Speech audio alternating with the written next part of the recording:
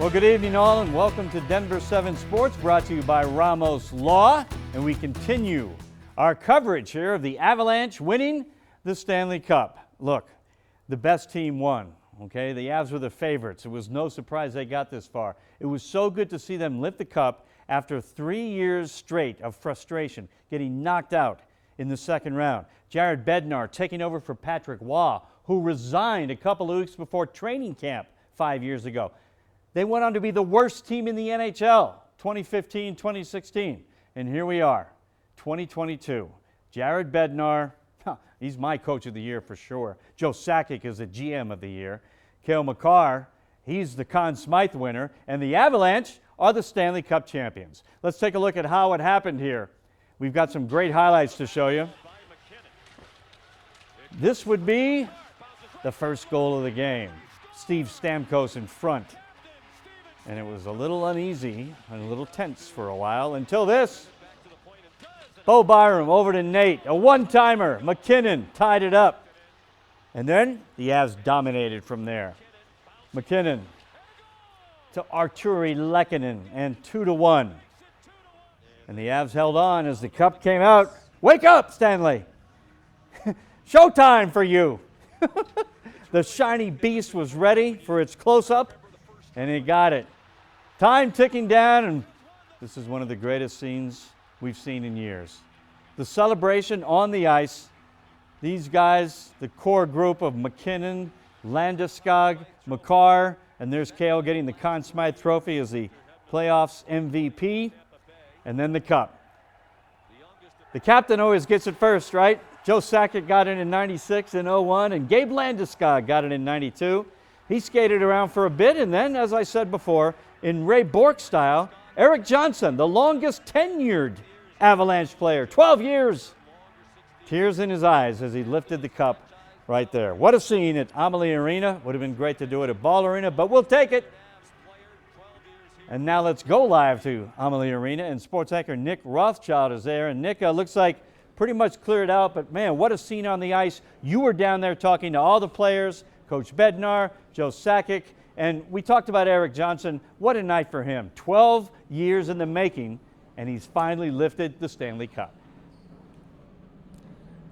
Lionel, I was listening to you lay out the Avalanche history, and I was kind of taking that in and thinking about the journey that this franchise has taken to get here. And Erik Johnson has been there the entire every step of the way, this entire journey. He's given his heart, his blood, his teeth to this game, to this city, and to this organization, and now he gets to be crowned a champion. And every one of his teammates that I talked to on the ice, and I talked to all of them, mentioned him by name when saying the guys that they are grateful to see lift that cup because of what he has meant to this group. So it was really, really, really cool. I'm getting a little emotional talking about it, just thinking about the way that he must feel, and I got a chance to talk to him about how he must feel a little bit earlier.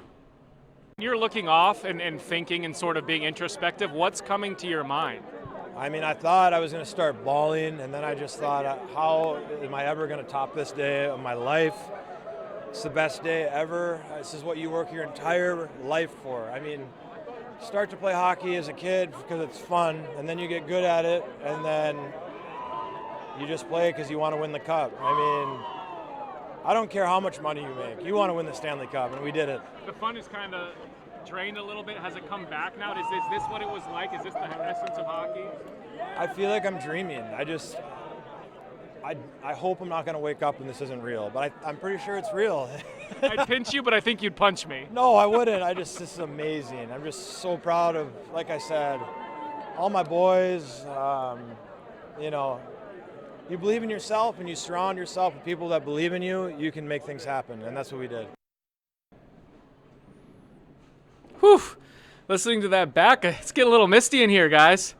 Oh, that just goes to tell you, this was a group that everyone connected with, and we really, not so much that we're fans of the team, but I'm a fan of that person, and it was really fun to watch them all achieve this dream. And I'll leave you with this. When I talked to Jared Bednar a little bit earlier, the stoic, cerebral, cool, calm Jared Bednar, a little bit of tear action. That's how emotional this is for a guy like Jared Bednar. We'll go to break. We're coming back with a lot more Avalanche coverage.